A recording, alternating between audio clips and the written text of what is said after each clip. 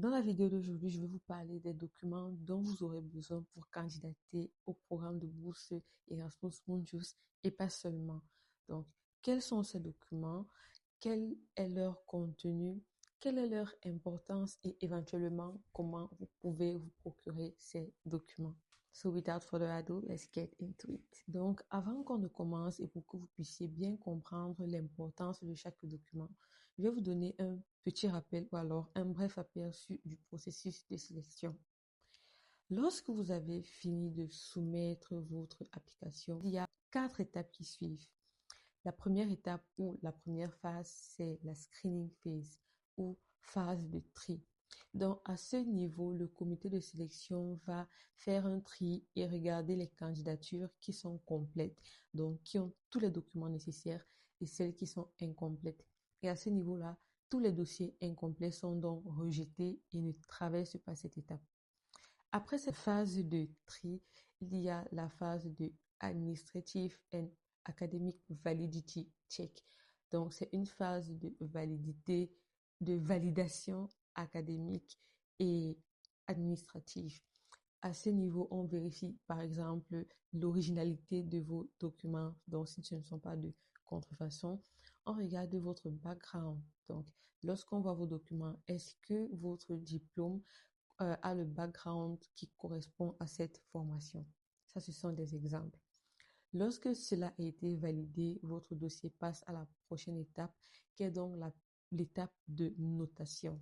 Dans cette étape, donc, on va attribuer des points à chaque document que vous avez soumis et en fonction de ce nombre de points, vous obtenez un score final. Maintenant, il y a un score qui est fixé et on dit, lorsque les candidats auront ce score ou plus de ce score, ils seront donc sélectionnés pour la prochaine phase. Donc, c'est ce que je passe le temps à dire.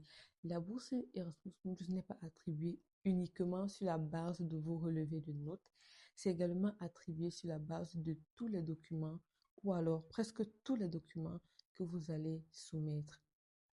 Et donc, la dernière phase, c'est l'interview. Donc, toutes ces personnes qui ont eu ce score qu'on attendait vont être invitées pour l'interview. Et après l'interview, on va par exemple prendre le top 10% à qui on va attribuer des bourses Erasmus Mundus complètes. Parce qu'il peut également arriver qu'on attribue des bourses Erasmus Mundus partielles, c'est-à-dire ceux qui ont été sélectionnés pour l'interview mais qui n'ont pas pu atteindre le top 10%. À eux, par exemple, on peut décider de payer leur scolarité, on peut décider de leur donner l'assurance voyage et l'assurance maladie, mais ce sera à eux de prendre en charge leurs frais de subsistance. Maintenant que cela est dit, on va passer à la suite de la vidéo où je vais vous donner la liste des documents qu'il faut. Donc, j'ai classé les documents en 3 catégories. Ça, ce n'est pas une classification officielle, c'est une classification que j'ai faite pour pouvoir vous orienter.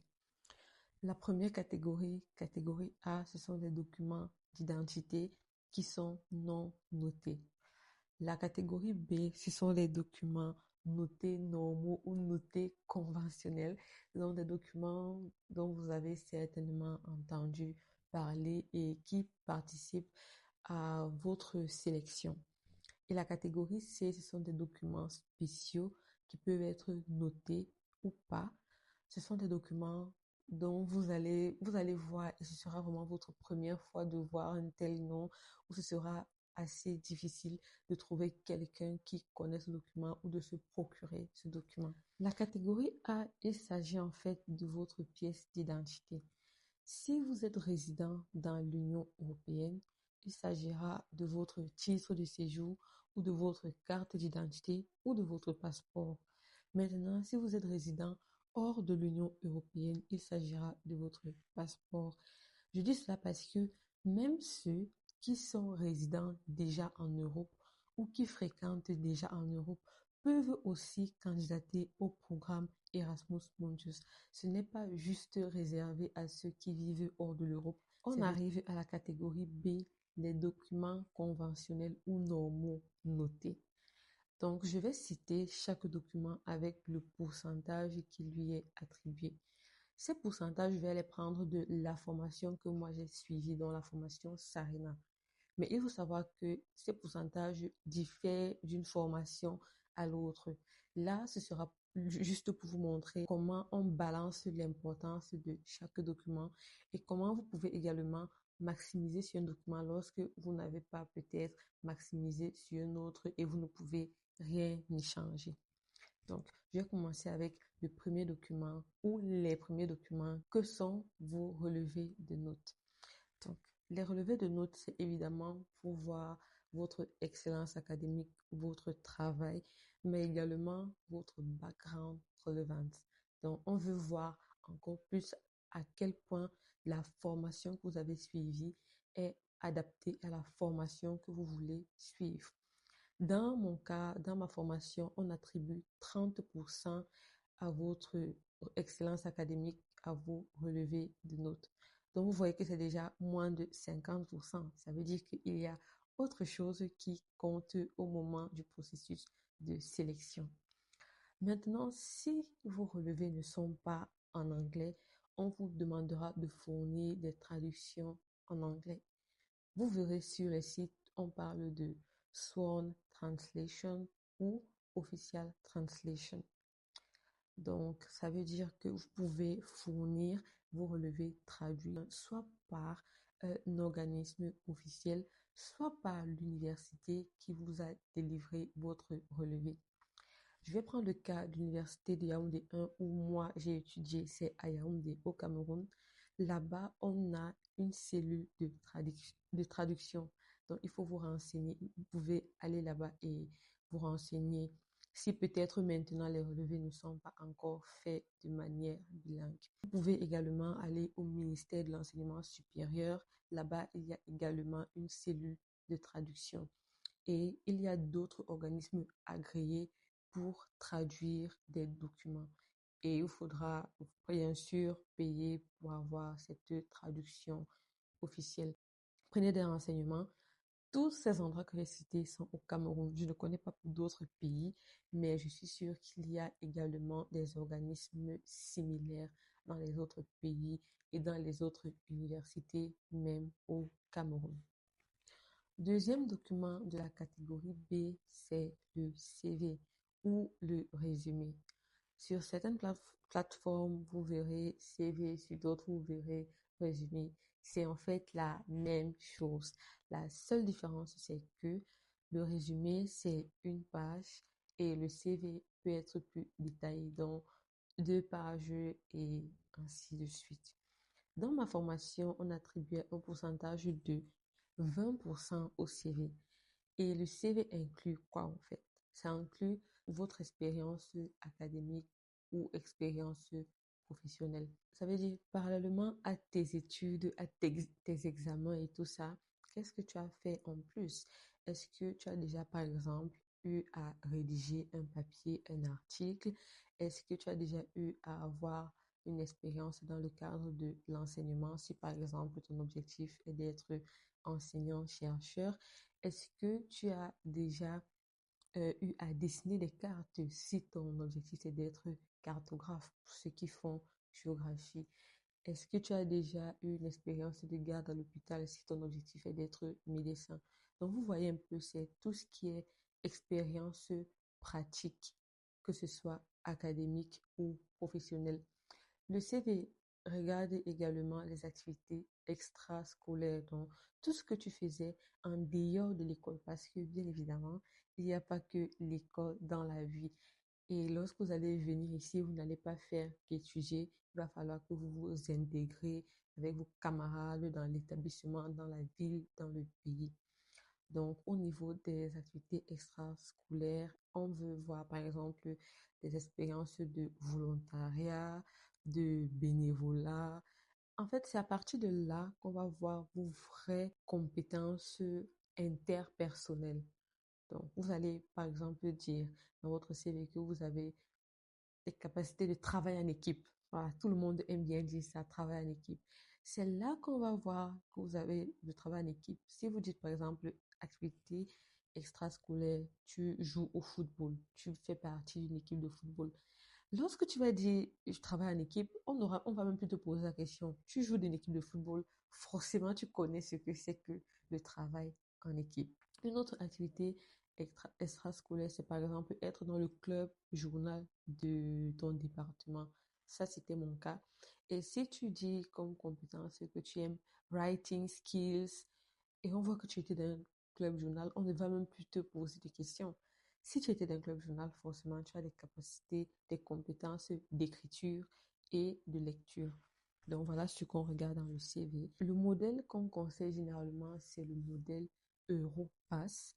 Dans la description, je vais vous mettre le lien vers le site Europass et dites-moi si vous souhaitez que je fasse une vidéo plus détaillée, un tutoriel sur comment créer un CV Europass. La longueur du CV, généralement, c'est 2 pages maximum. Et moi aussi, je conseillerais 2 pages maximum. Mais si vous avez tellement d'expérience, why not?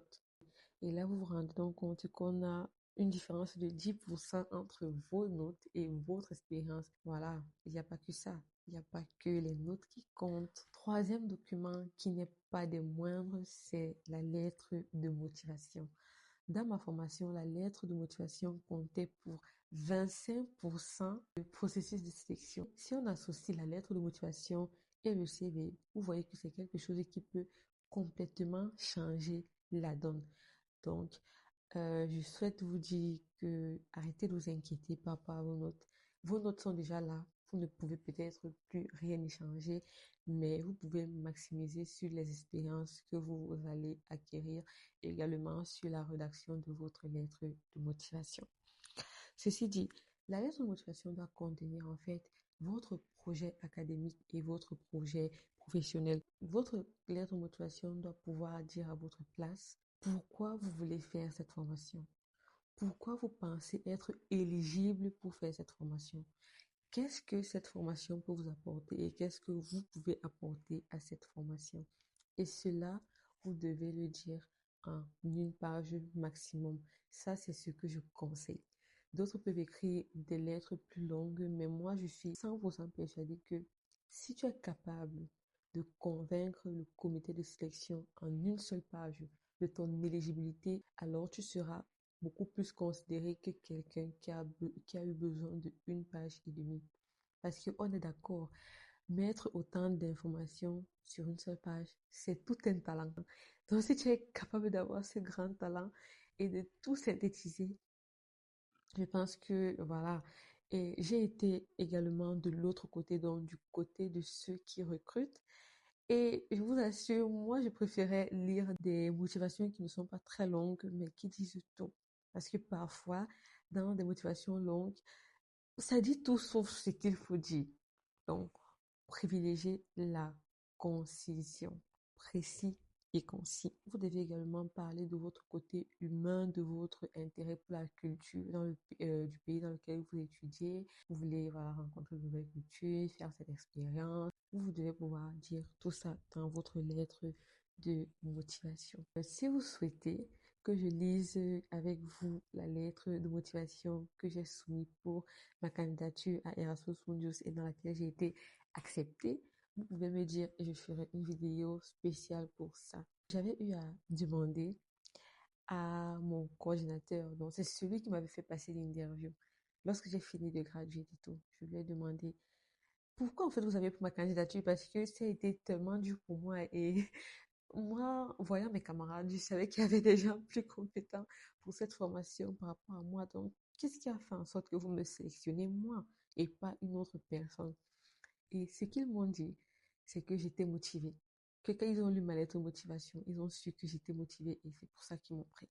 Donc, ma lettre de motivation a été un élément essentiel pour mon admission à Erasmus Mundus Sarina. Si vous voulez que je la lise, dites-le moi en commentaire. Quatrième document, les lettres de recommandation.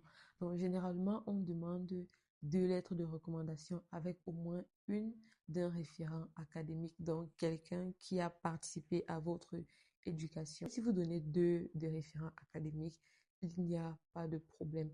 Mais l'idéal serait que vous donniez un d'un référent académique et un d'un référent professionnel si vous avez une expérience professionnelle.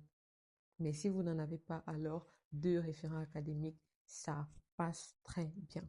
Dans ma formation, on attribuait 10% aux lettres de recommandation. Donc, dans la lettre de recommandation, on devait voir une certaine cohérence entre ce que vous dites de vous dans votre lettre de motivation et ce qu'on pense de vous. Le référent doit bien vous connaître et pouvoir dire dans quelle mesure ou comment est-ce que cette formation que vous voulez faire va participer à votre épanouissement, à votre futur, à la réalisation de vos rêves et de vos ambitions. Donc, ça doit aborder en même temps votre côté académique. Donc, comment est-ce qu'il a trouvé votre progression académique, mais également comment il vous trouve en tant qu'être humain. Donc, gardez cela en tête. Les lettres de recommandation, ce n'est pas seulement par rapport à vos notes, mais ça doit également inclure le côté humain. Et vous voyez que là, lettres de recommandation, lettres de motivation plus CV, on est déjà à 55% contre 30% des relevés de notes. Ce n'est pas pour dire que les notes ne sont pas importantes. Les notes sont bien sûr importantes, mais ce n'est pas parce que vous avez eu de très grandes notes que vous devez négliger les autres aspects. Et ce n'est pas parce que vous n'avez pas eu des notes assez grandes que vous devez vous dire que vous n'êtes pas éligible. Pas du tout. Je ne cesse de le rappeler, moi j'étais une étudiante moyenne. Les histoires de Max, ça ne me concernait pas du tout, mais j'ai quand même réussi à avoir la bourse. Donc, le 5e document, c'est une preuve de compétences linguistiques. Dans ma formation, ça comptait pour 15%. Sur les sites, ils donnent généralement une liste de pays dont les résidents sont exempts de devoir présenter un certificat de compétences linguistiques. Dites-moi également en commentaire si vous souhaitez que je fasse une vidéo entièrement consacrée aux différents tests d'anglais et où est-ce que vous pouvez les faire, comment vous pouvez les faire, comment vous pouvez vous préparer pour ces tests le plus tôt possible. La catégorie C, les documents spéciaux qui peuvent être notés ou pas. Il s'agit en premier de l'apostille, en deuxième du certificat de résidence, troisième position, letter of purpose ou statement of purpose et quatrième position, le portfolio. Je ne vais pas aller dans les détails pour ces documents spéciaux parce que la vidéo risquerait d'être trop longue. Je ferai une vidéo spéciale pour ces documents spéciaux. En commentaire, il y a le lien pour le catalogue, le lien pour faire votre CV Europass, le lien d'un document PDF où j'ai expliqué toute la procédure Erasmus en détail et le lien pour avoir accès à un fichier où j'ai mis tous les documents dont vous avez besoin sous une forme de checklist. Lorsque vous téléchargez les documents, vous pouvez liker au moins la vidéo pour que je sache que les documents vous ont aidé. Et si vous trouvez la vidéo intéressante ou informative, likez aussi pour que je sache que voilà, je ne suis pas en train de parler dans le vent. Si vous pensez que la vidéo va aider certaines personnes à mieux préparer leur processus de candidature, vous pouvez également leur partager la vidéo, activer la cloche de notification et vous abonner. C'était tout pour la vidéo d'aujourd'hui. J'espère qu'elle vous sera utile. D'ici là, portez-vous bien. Bye bye and see you in the video.